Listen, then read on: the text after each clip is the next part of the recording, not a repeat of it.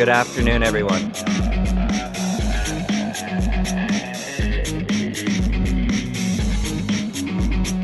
Good afternoon. We're about to begin.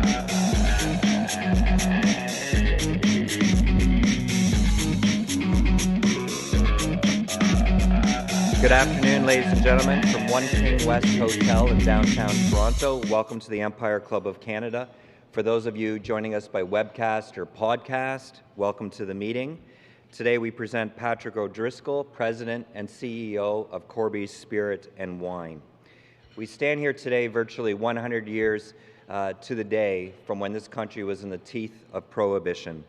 You only need to visit Toronto's local distillery district to understand a little better the complex history of booze and politics in this country. Our speaker today underscores how far we have come. Today's speaker comes from Corby's, the leading Canadian marketer and distributor of spirits and wine. You may recognize some of their brands, which include Absolute Vodka, Beefeater Gin, Kahlua, Jameson, and J.P. Weiser's Whisky. Corby has a long history in Ontario, starting with Henry Corby, who first immigrated to Canada in 1826. Since the incorporation of his distillery in 1859, Corby's business has grown exponentially. What was once a small and humble whiskey distillery in Ontario is now the largest distillery in North America. It just celebrated 50 years of being traded on the Toronto Stock Exchange. It is truly a Canadian success story. The reason why I bring up Corby's past is to recognize the long history of whiskey in Ontario. But as it is important to recognize the past, it is essential that we look toward the future. What is needed to ensure the success story continues? Well, our speaker this afternoon is the best person to explain. Having first joined Corby's in 2009, he has been with the company for a decade now. Before Corby, he was the CEO of Malibu Kahlua International and held various roles across several brands and distilleries. One of Canada's leading experts in booze, a title we would all like to have. Please welcome to the stage Patrick O'Driscoll.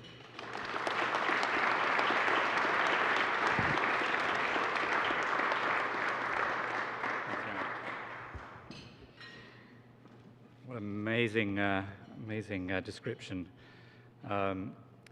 So, Mike, thanks very much for that kind introduction, and ladies and gentlemen, thank you so much for having me here. It's a great honor to be here at the Empire Club. And when I saw the video earlier and saw the quality and the status of others who have addressed this forum, I hope you'll forgive me for a little bit of sense of the imposter syndrome. Nevertheless, I do have an advantage, and that is that I'm speaking about a subject to which I am incredibly passionate about, and that's whiskey. Well, with all the talk over the last couple of years about cannabis legalization, we in the spirits industry, we've had reason to feel a little neglected at times, I have to say. But despite whatever buzz that you've heard about cannabis industry, I'm delighted to tell you that the spirits industry here in Canada is alive and well. We're bringing exciting new products to market, to Canadian consumers, and we're making a splash internationally with spirits and wine and spirits that are winning international markets, that are being served in some of the most prestigious bars and restaurants around the world. And we're doing that, frankly, despite some clear discriminatory barriers to our growth, which is part of what I'd like to speak to you about today. Because at a time when the Ontario government is implementing some pretty substantive reforms to the sale of beverage alcohol, we want to ensure that spirits are included in that conversation. And I have to say that to date, we have not been given the same chance as beer and wine to compete for consumers in grocery and other private stores, and it's time to speak out. So let me first give you a little bit of context as to my history. Mike talked a little bit about it, and also why I might have some credentials for this particular topic. So first of all, I left university in the UK many moons ago with a degree in environmental biology. And unfortunately, in 1982, under a Thatcher government, a deep recession, and little awareness of global warming, there just weren't too many jobs for environmental biologists. So undeterred, I decided to pursue a career in one of my other key interests at university, which, like many students, was alcohol. Well, to cut a long story short, I was fortunate enough to work for several large international drinks giants. And in 1992, I joined a relatively small player at the time, Pernod Ricard of France, which through a series of major acquisitions, including Seagram and Allied Domecq, became the #2 player globally. Today, as was mentioned, I'm president and CEO of Corby Spirit and Wine, an affiliated company of Pernod Ricard, but also, as Mike mentioned, publicly listed here in Toronto. And as was mentioned, we've just celebrated our 50th anniversary of listing on the TSX. And indeed, this is our 160th year of operation. So Corby is actually one of Canada's oldest companies. And Henry Corby established his distilling business back in 1859 in Belleville, Ontario. He was originally a miller and a baker, but as many of the farmers paid for his services with grain, he determined that the best way of turning that into cash was to distill that grain into whiskey. And the Corby story is a wonderful story of early entrepreneurialism. And I could talk about it for hours, but I'm going to keep moving ahead.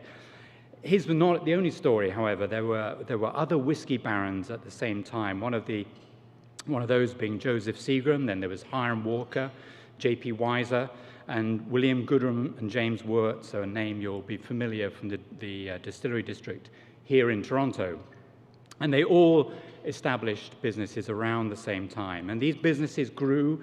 The expertise in the products was developed, and then due to historical happenings, events, they really took off. One of those was, the first event was the American Civil War, when distilleries in the American South were shut down. And the second, of course, was, as we mentioned, Prohibition. And this really developed a taste for Canadian whiskey south of the border. Now, at home, excise taxes were collected on these thriving businesses, and indeed, as this was long before the invention of income tax, these excise taxes from distilling were actually one of the major contributors to the early infrastructure of Canada, such as railways and roads, and even towns and cities like Walkerville, which is now in Windsor. So the quality of what was, and indeed still is being produced, is absolutely on equal footing to what is being done in Scotch whisky, in Irish whisky, in bourbon, or even in cognac. And actually it was the Canadians that first mandated that there should be a minimum number of years of aging of whisky in oak barrels for smoothness. And yet, despite all that, Canadian whiskey is just not as successful on international markets as these other categories. So, what's the difference? Is it the size of Canada? Well, I have to say that doesn't seem to have held back Irish whiskey. No, I think the fact is that these other countries, they consider their national spirits as national treasures that should be supported and provided with an environment that allows them to succeed. And when I talk about an environment, I am absolutely not talking about handouts of the type that governments often provide to local wines, for instance. I mean a fair and level playing field that allows businesses to do what they do best, answer the needs of consumers. Now, during my career, I spent about 7 years working in Scotch whisky, and I traveled to markets all over the globe, developing demand for famous brands like the Glenlivet, Chivas Regal, and Ballantine's. And we were helped in our efforts by the Scotch Whisky Association, which fostered positive support from government departments, including economic development, overseas trade, and finance. And Scotch whisky and spirits companies in the UK are seen as important added value manufacturing, and they've not been penalised in their home domestic market. I was just mentioning this at the table. The most recent figures show that Scotch whisky accounts for a staggering 10% of the GDP of not Scotland, but the UK. How incredible. Well, you can imagine that when I arrived in Canada, I was a little bit perplexed by the government's attitude towards its own beverage alcohol market, and especially Canadian whisky. Not only is there a relative lack of support, but also punitive policies, such as the current perpetual annual increase in federal excise taxes that seemed to be designed to limit rather than encourage our growth. I moved to Canada in 2010, and in 2018, I'm pleased to say that Canada was nice enough to offer me citizenship. Thank you.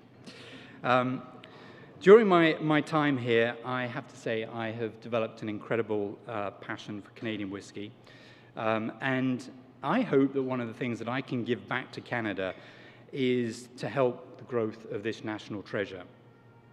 So as a company, 5 or 6 years ago, we began our quest to really revitalize premium Canadian whisky, and we relaunched a number of iconic products, Lot Number 40, Pike Creek, Gooder and Wirtz, and these have been recognized as world-beating, award-winning products that typify the style and expertise of Canadian whisky and what we can do.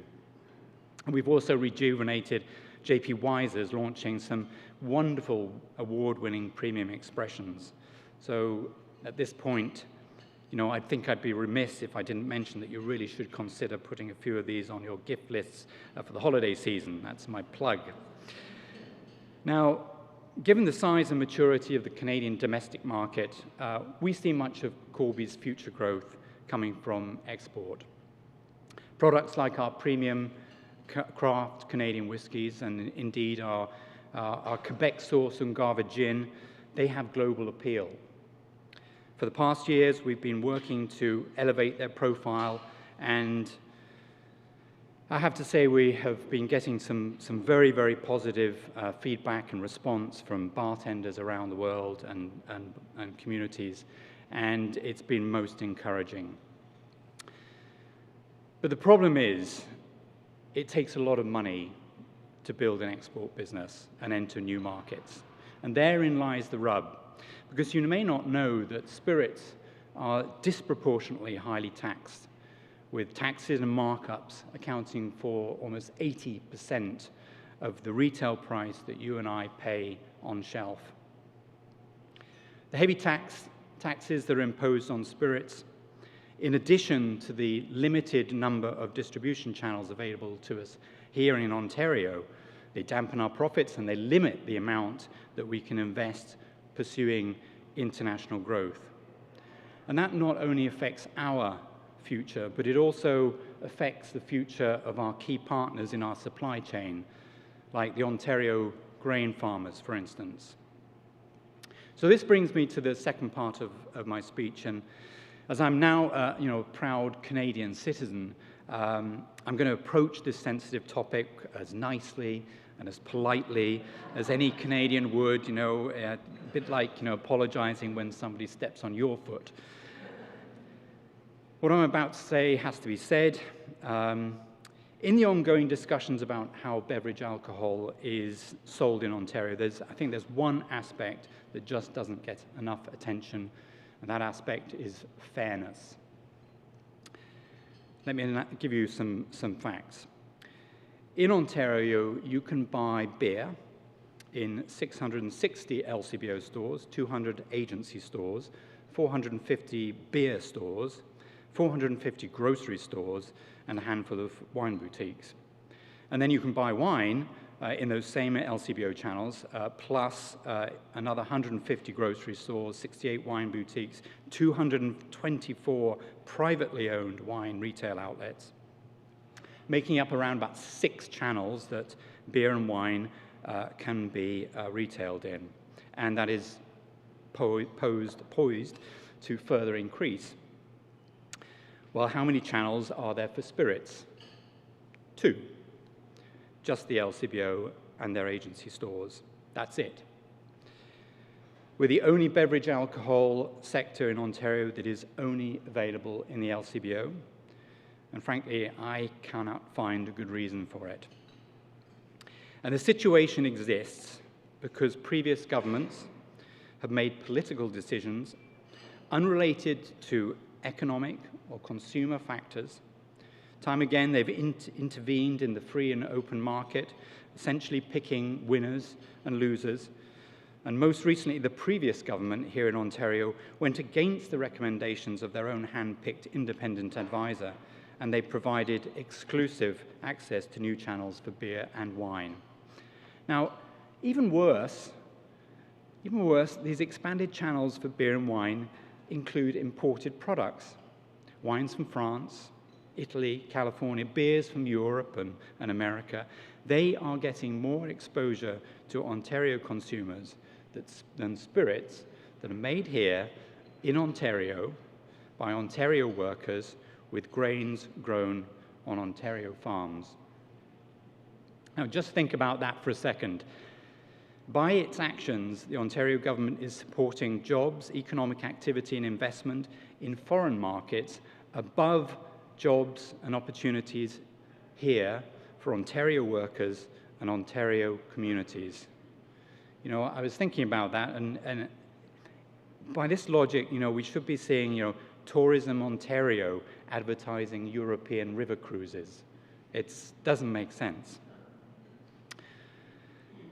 Political policy and decision-making have created an uneven playing field, and it's putting some players at a competitive disadvantage within the same market.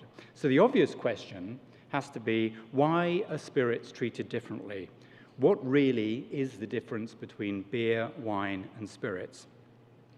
Well, before I look at those answers, I want to be clear in something. Nothing in this presentation, this speech, is against beer or wine. They're our partners, and by the way, actually, Corby owns its own winery in Niagara called the Foreign Affair.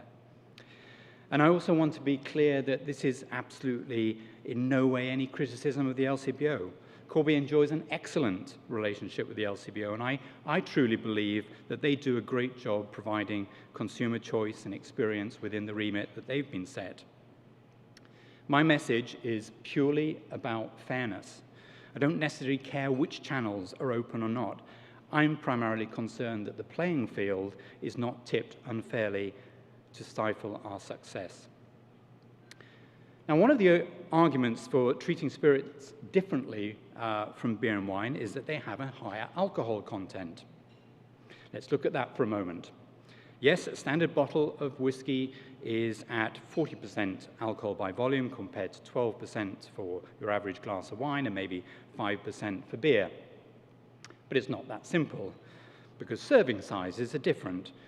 A 12-ounce bottle of beer or your average serving in a restaurant, a 5-ounce glass of wine, and a single measure of spirit all have precisely the same amount of alcohol in them. And despite spirits sometimes being disparaged as hard liquor, I can assure you as a science graduate that the alcohol molecule is exactly the same compound in every single case. The ongoing premiumization of spirits overwhelmingly sees today's consumer enjoying spirits in cocktails, savoring them on the rocks, or in refreshing long drinks, just as happens with beer and wine. Are they prone to some abuse? I'd be very naive to say no, but the same can be said for beer and wine. Sadly, all types of alcohol can be subject to misuse when not consumed responsibly. So again, why are we treated differently? Is it about, are we truly Canadian? Well, this is a misconception I hope I dispelled earlier in this talk. There's been a distillery industry here in Ontario for more than 200 years.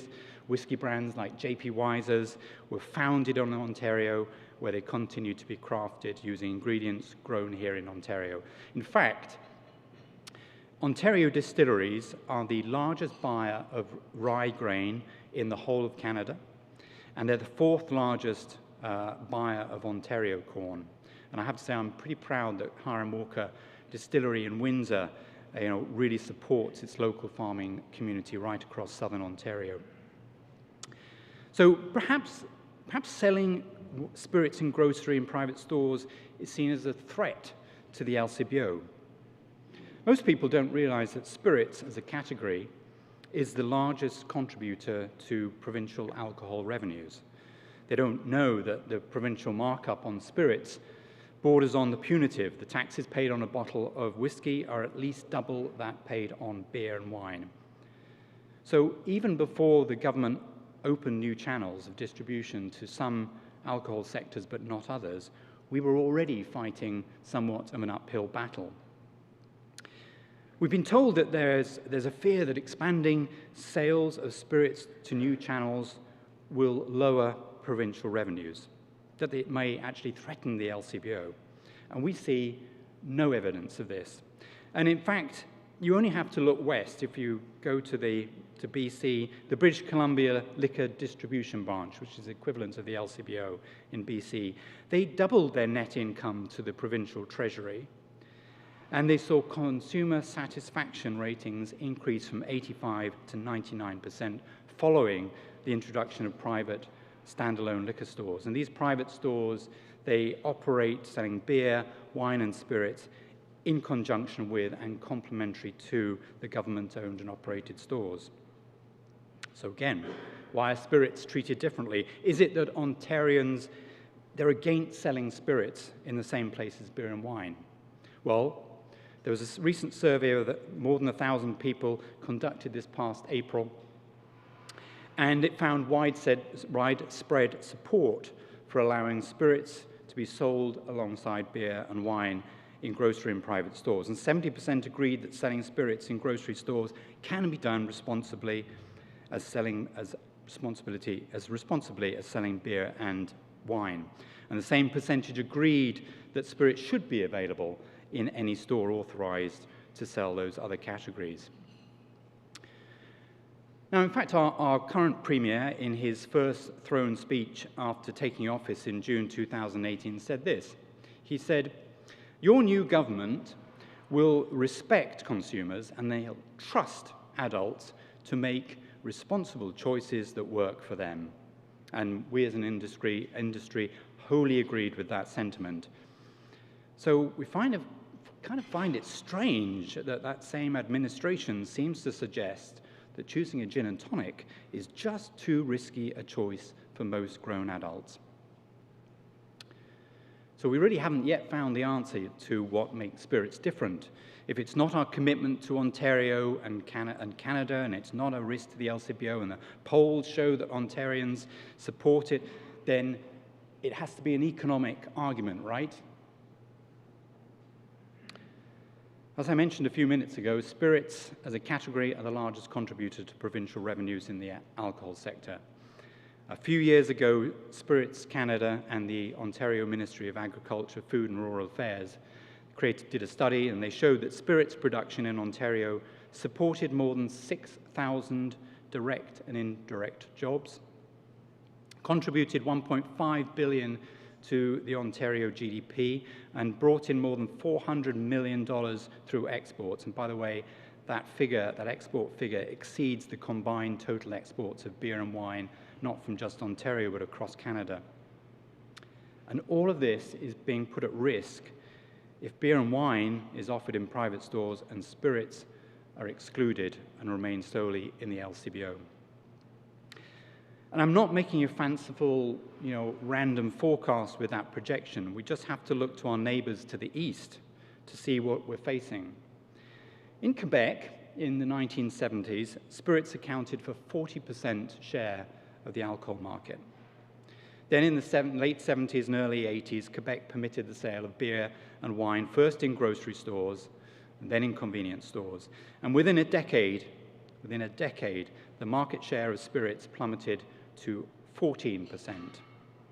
Quebec-based distilleries closed, and thousands of employees lost their jobs, and every single spirit company headquartered in Montreal pulled up stakes and relocated to Toronto, including Corby, by the way. So just think of the negative impact that could have in Ontario. There'd be 225,000 tons of grain from Ontario farmers left without a market. Distilleries would close, jobs would be lost, and federal and provincial revenues would go down. So, what does make spirits different from beer and wine? And the clear answer to that question, ladies and gentlemen, we've been asking is this: absolutely nothing. There is no difference. And it's well past time that the provincial government ended its wrong-headed discrimination against Ontario-made spirits. If this policy to increase access, if that is the policy, then we should be afforded the same opportunity as beer and wine to compete for consumers in whatever channels are opened. And the potential impacts are great. Including spirits in the expanded retail model for beverage alcohol will result in more money for the province. Because spirits are taxed higher than beer and wine, the more sales are limited, the worse it is for provincial revenues and indeed for the fiscal deficit. By recent estimates, expansion, including spirits, could mean an extra $100 million per year for provincial treasury, not to mention my starting point and my passion that Canadian whiskey and Canadian whiskey industry could begin to fund its expansion into new international markets, drive economic activity, and realize the full potential of this fantastic local treasure. I want to say again that nothing I have said is intended as criticism of the LCBO and its dedicated employees, or indeed our worthy competitors in beer and wine. My comment today is focused upon the way that government is expanding retail access of beverage alcohol. We believe that government should be in the business of creating level playing fields and then letting consumers make their choices. Ladies and gentlemen, at the end of the day, a drink is a drink is a drink. And by the way, if it's made by Corby, I can assure you it will be as smooth and as enjoyable as they come. So thank you very much for having me and your time today.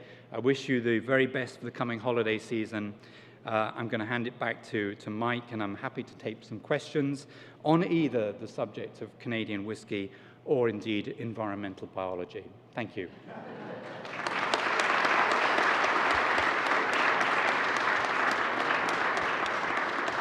Thanks very much to Patrick. We do have a couple mics in the audience. If anyone has a question, we'd love Patrick would love to field it. I am struck by as you talk, and I know you're not pointing fingers at the LCBO, but of course in their name is the word control, and I think that in some ways is reflective of something of a provincial attitude we've had about this industry. If there's one wish I guess you could have for the holidays, is there one simple thing that just seems to be on the top of your policy ask list that you feel the government could do today? Yeah, I mean, I think, as I probably said earlier, I just think we would just want fair treatment. We just want a level playing field. And, I think by tipping the scales in the direction of one beneficiary or the other, it has so many implications that aren't really well thought through. At the end of the day, there is relatively low access to points of purchase in Ontario. It's the lowest of any province across the country. I think it makes sense to increase access and make it easier. But all we're asking for is that whatever decisions are made, are fair to all segments. Any questions? Do we have any questions? Right here. Patrick, I'm curious. Obviously, a very competitive global market with spirits industry. You mentioned some of the other whiskey sectors, Scotch obviously being the leader. What's the history of Canadian whiskey compared to those other sort of premier national brands that we know, American bourbon and others? Where does Canadian whiskey rank, and where has it ranked in the years past, and what are the opportunities for it? Well, I mean, it's an amazing story, really, because you know, Canadian whiskey, you know, in terms of the market, used to be, you know, number one or number two, and that was, you know, primarily due to the, you know, the size of the U.S. market, obviously the biggest market on our doorstep, and you know, in many years ago, you know, there was an incredible thirst for Canadian whiskey, you know, developed, I think, primarily through those two historical events that I mentioned. So it's been a, you know, very big market, but we've been overtaken really in terms of growth by both bourbon and by Irish whiskey as well. You know, a very small category that's grown enormously, and you know, I think the fact is that some of those markets have been able to invest significantly more because, you know, in the case of bourbon, you know, the U.S. is the most profitable market for wines and spirits, so they had the investment capacity to build those export markets. Irish whiskey, you know, in a similar way. So, you know, we've really fallen down the rankings, to be honest, and outside of the U.S., there are very few markets where Canadian whiskey has made you know, has been able to penetrate with strong investment over the last few years. Thank you very much. Oh, we have a question? Oh, we have one question. Yes, thank you. You mentioned at the outset, you talked about the aging process. I once read that the number on a bottle, whether it's 12 years, 16 year, 20 year, whatever, isn't as critical as the water, the grain, the barrels that it's aged in, that the number was really there for primarily the North American market. Is that a correct thing, or am I wrong on that, what I read? The answer is kind of yes and no. So, you know, the age on a whiskey bottle will tell you the age of the youngest whiskey in that bottle. So if it's a 12-year-old, then the youngest whiskey in that bottle has been aged in oak barrels for 12 years. And obviously that process of aging, you know, changes the character of the whiskey. But it doesn't mean that, you know, all aged whiskeys are better than non-aged whiskeys. There are many other factors that create flavor, whether it's, you know, the grains that you use, the way that you blend. There are many different factors. So we have a range of, and that's one of the great things about Canadian whiskey. The regulations that we have at our disposal are a little less stringent than we see in other categories, and it enables us to be really quite flexible and create some amazing products. And, you know, so I can put my hand on my heart and say, what we have in our hands is, you know, the opportunity to make world-beating product. There's no doubt about that, whether it's highly aged or whether it comes from our, you know, the other production processes that we have. What we just need is, you know, the ability to be able to be supported, drive this business forward, create economic development, be proud of the product that we're creating, be proud of a Canadian, genuinely Canadian product, added value, premium that we can build in export markets. Thanks very much, Patrick. My pleasure.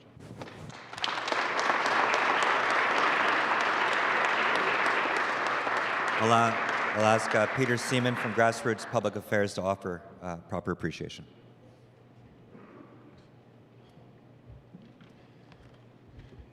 Thank you, Patrick, very much. On behalf of Grassroots Public Affairs, the lead sponsor, today's other sponsors, the Empire Club, and all of the attendees, thank you for telling us so much about an industry with such a long, storied history, one that's facing a tough regulatory environment, but yet still has so much potential. Since Grassroots was formed in 2011, we have spent most of our time working in the agri-food sector. And our time working here in Ontario and across the country has taught me one thing, that not only is the country a wide and diverse place, the industry itself of food producers and processors, of which the spirits industry is a critical part, has so much potential. We just need to do all of our part to inform and educate more of those politicians about the great opportunities we have here in this country. I'll want to thank Corby's, first off, for their creativity and leadership. You talked about some of the premium whiskey brands that you're bringing not only to the Canadian marketplace but around the world. And thank you for your long leadership in the industry and with the Association of Canadian Distillers. I must say, and I'll close with, that I personally do share your passion for Canadian whiskey. I have quite a few bottles, and you know, every year at Christmas time, people always wonder about what to get those family members on their list. You nailed it. I wish I was on your Secret Santa list. There's lots of room under my tree for a collection of bottles. So on behalf of everyone today, thank you very much for a very engaging presentation.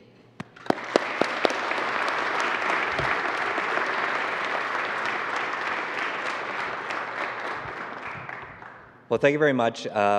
Please look at the Empire Club of Canada's website for other events coming up. Importantly, we have our inaugural Nation Builder of the Year award that's going to take place on December 13th. That award is going to the Toronto Raptors. Masai Ujiri will be joining us to accept the award and talk about the importance of the Raptors, not just as a sports franchise, but in sort of pulling the country together. Many other events as well. Thank you very much. This meeting is adjourned.